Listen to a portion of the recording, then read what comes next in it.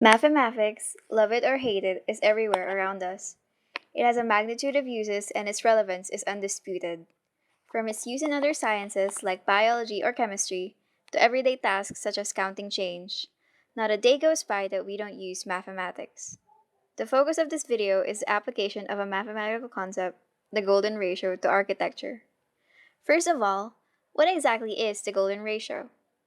Two measurements are in the golden ratio if the ratio of their sum to the larger measurement is equal to the ratio of the larger division to the smaller.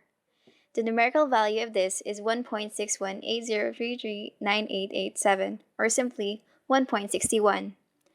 This ratio is also referred to as the golden mean, the golden section, and many others, while the numerical value is called phi, after the Greek sculptor Phidias, who extensively used the ratio in his sculptures. Based on our limited knowledge of its history, the earliest known use of the ratio in art was by the ancient Egyptians in one of their greatest contributions, the Great Pyramid of Giza. This can be seen upon getting a right triangle in the cross section of the pyramid and getting the ratio of the hypotenuse to half of the base. Evidence also shows that they gave the ratio magical properties. Despite this, it was the ancient Greeks who studied it extensively because of its appearance in geometry. It is in Euclid's Elements where we can find the first known written definition of the ratio.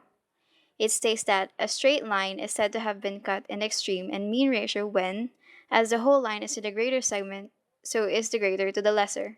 It was Pythagoras, a Greek geometer, who showed that the proportions of the human form was in the golden ratio.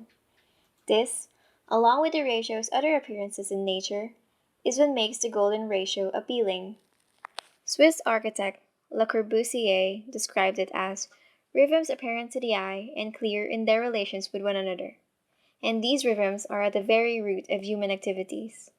They resound in man by an organic inevitability, the same fine inevitability which causes the tracing out of the golden section by children, old men, savages, and the learned. Basically, things that are organic and inevitable appear as if they are in harmony, which are naturally attractive to us. This has been proved by modern studies as well.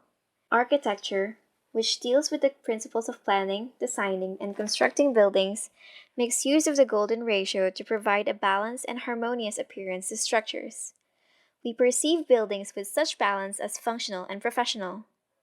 Because of the flexibility of the ratio provided for by related concepts, such as the golden triangle and the logarithmic spiral, it can be used in a variety of shapes, which is important in modern times as we tend to stray towards the unconventional rather than the regular rectangle.